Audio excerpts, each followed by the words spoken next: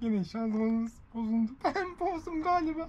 Biz Salt Lake City'ye varamadık. Çok yorulduk çünkü. 229 mil yol geldi benim kocam bugün. Ben çok olumsuzum. Sen ne diyorsun bu konuda? Bu arabayı satın. Kime satalım bu haliyle? Biz alalım.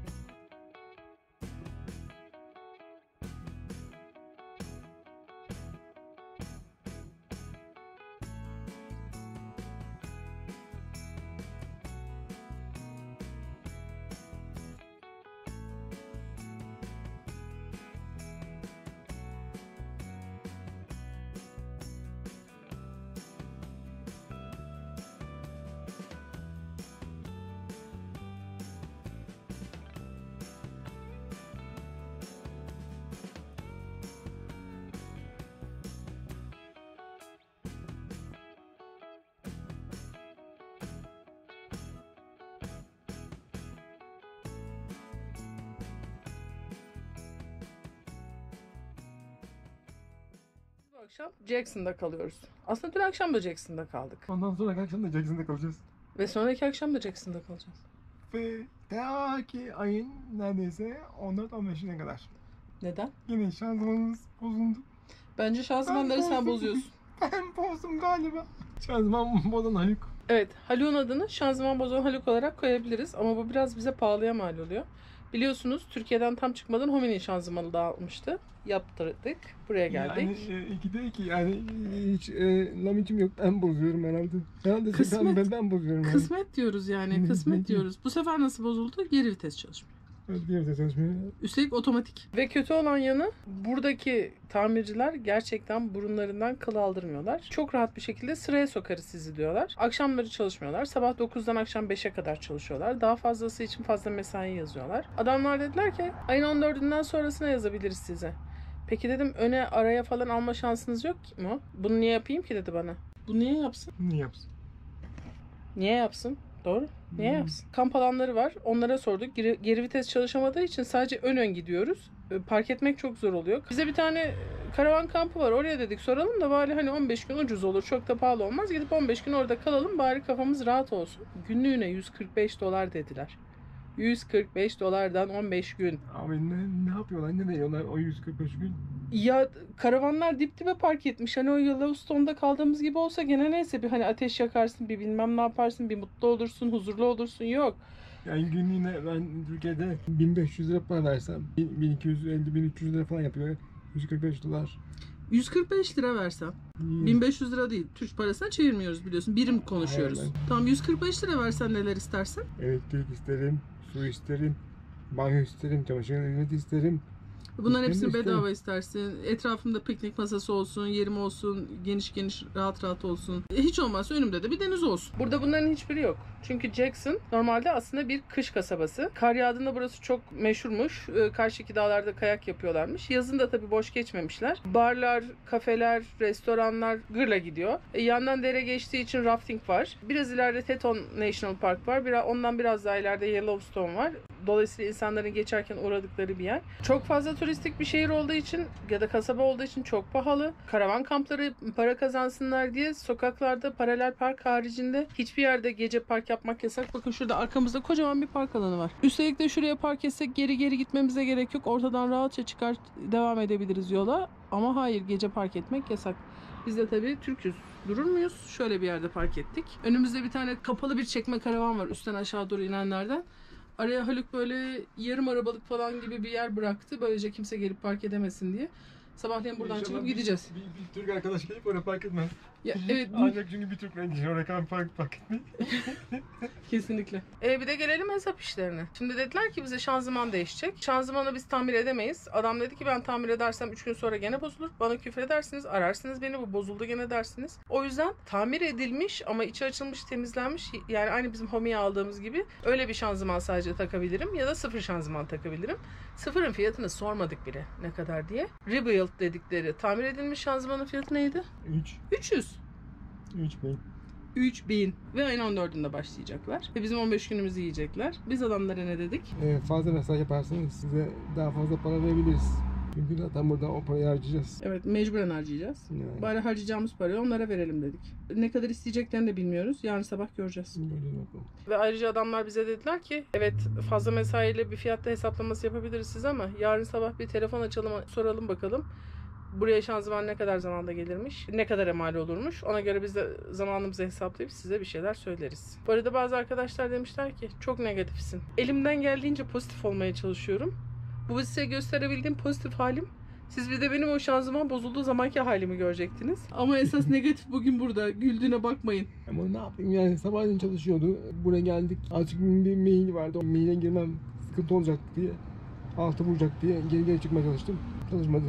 Tamir aşamalarını ve neler yaşadığımızı sizinle tek tek paylaşacağız. Sabah oldu. Adamdan bize mesaj geldi. Mesaj şöyle. Karavanınız için bir tane şanzıman bulamadım. Sizin şanzımanı söküp yaptırmaya göndermemiz gerekiyor. Bunun yapılması ve geri gelmesi 2 hafta sürer. 3100 dolarınızı alırlar. 1200 dolar da ben alırım. 4300 dolar eder. Bu arada karavanın içinde kalamazsınız. Başka bir yer bulmanız lazım. Çok güzel.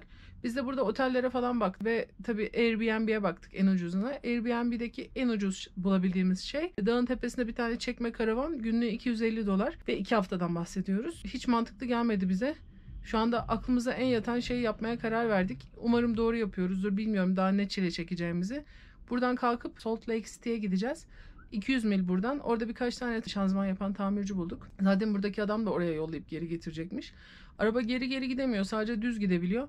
Umarım bir aksilik olmadan düz giderek o 200 mili aşıp Salt Lake City'ye varıp orada bir şekilde yaptırmaya başarırız. Yani en azından tamir için aynı parayı verecek olsak bile otellerin 50-100 dolar arasında değiştiğini düşünüyoruz günde. Oradan kurtarırız paçayı diye düşünüyoruz. Bir de orada daha çok tamirci var. Yani bir kişi yerine 10 kişiden fikir almak daha iyidir her zaman. Siz ne diyorsunuz? Yollara bakıyorum. Dağlardan, tepelerden gitmeyen en basit yolun hangisi olduğunu araştırıyor.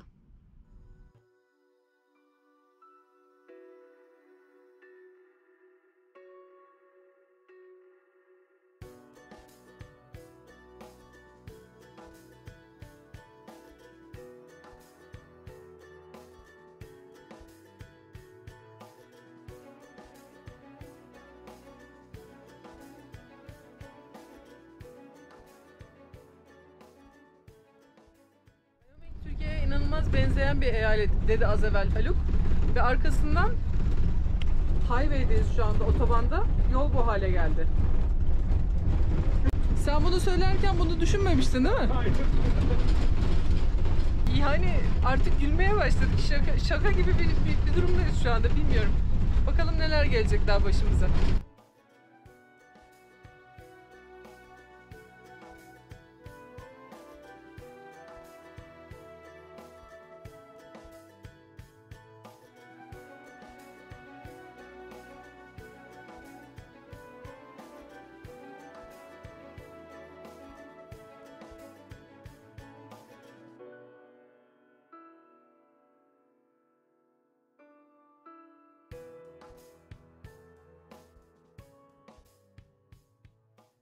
Gerçekten bizi çaktırmadan Türkiye'ye getirmediğinden emin misin?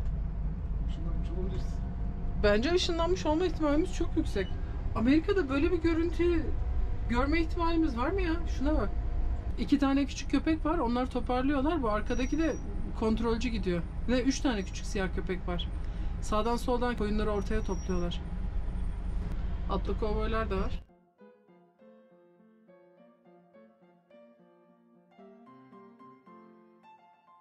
Koyunların sahibi bu adam.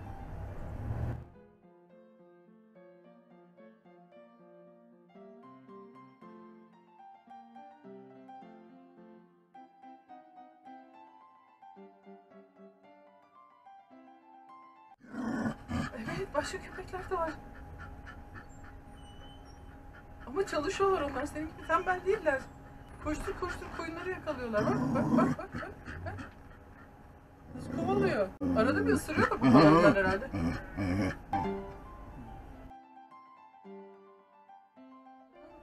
El hareketlerinde gözü. Ona nereye ne yap derse onu yapıyor.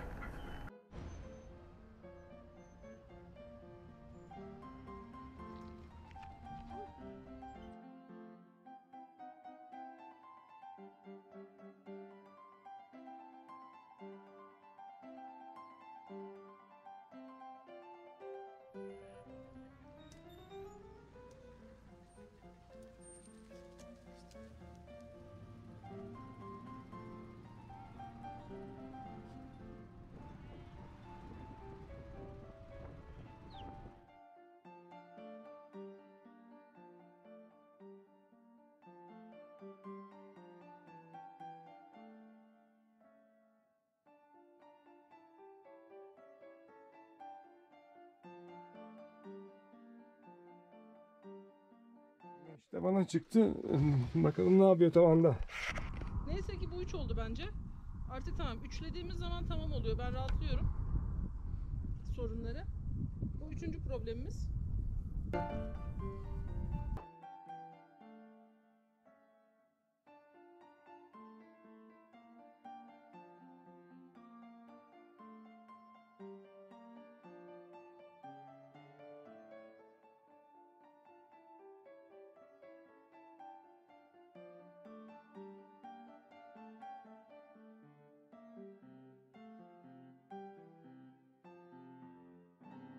Yine bozuk geliyor olacak size ama şu anda Salt Lake City'ye varmaya çalışıyoruz hala. Yetişemeyeceğiz galiba. Birazdan bir dinlenme alanında mola vereceğiz. Bir sabahleyin erken yola çıkıp tamirciye yetişebilelim diye. Ve bu arada Amerika'da gitmeyi pek düşünmediğim, zor gideriz ya biz oraya nasıl gideceğiz ki dediğimiz bir eyalete girmek üzereyiz. Hangisi? Utah. Birazdan Utah'ta olacağız. Utah. Hoş geldiniz diyor. Welcome to Utah. Ve asfalt yapısı da değişti zaten hemen. Welcome to Utah dedi navigasyonda.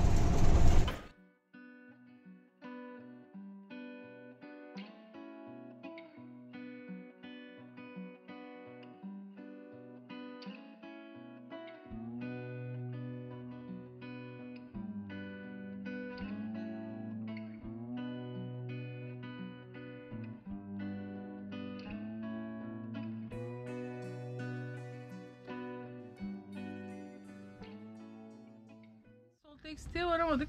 Çok yorulduk çünkü. 229 mil yol geldi benim kocam bugün. Çok yorgun. Yani haklı. Ne dese haklı. Bir de araba bozuk. Yani araba bozuk olmasa o kadar sorun olmayacak belki ama sürekli bir gerginlik içindeyiz. Sherlock'la ben bile çok yorulduk. Salt Lake City'ye ne kadar kaldı? 58 mil.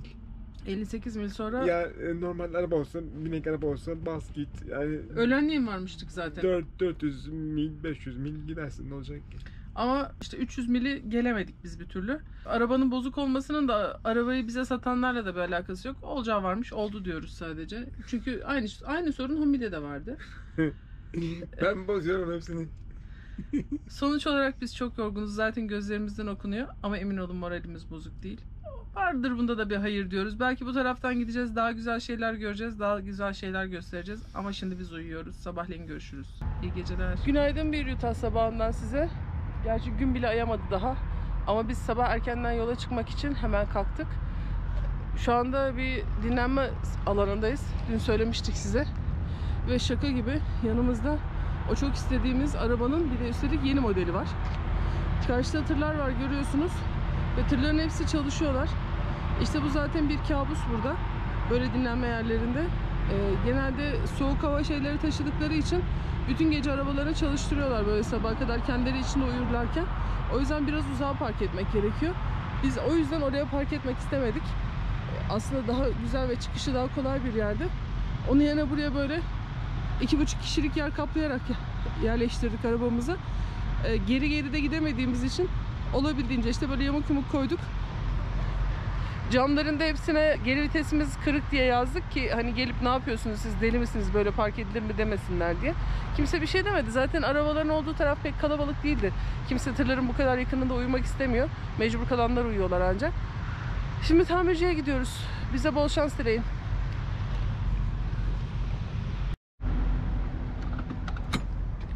Hazır mıyız? Hazır mıyız Sherlock? Hazırmış. Haluk sen de hazır mısın? Bakayım yüzüne hazır gibi misin? Hazır. Bayağı dinlenmiş gibisin. Çok değil ama dünkünden iyisin yani. Evet.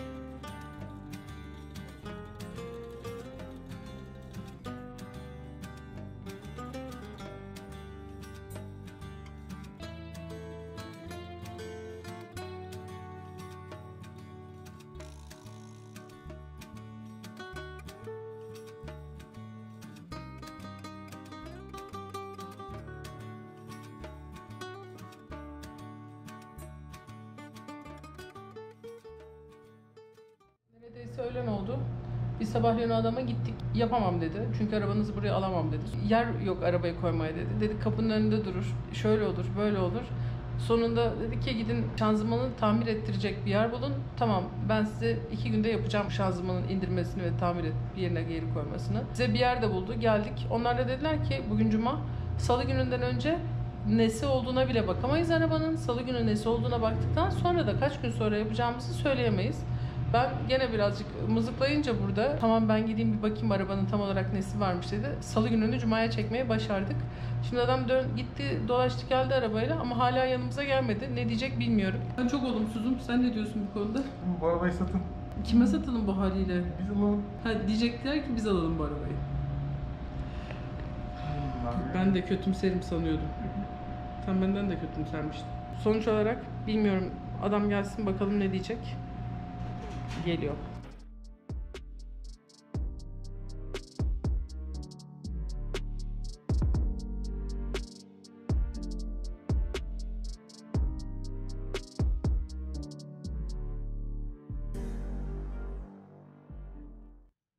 Şimdi neler oldu anlatalım size. Zannediyorum Amerika'da rastlayamayacağımız kadar bir adama rastladık gibi görünüyor. Çünkü normalde salıdan önce kontrol bile yapamam, 2 haftadan önce tamir edemem demişti.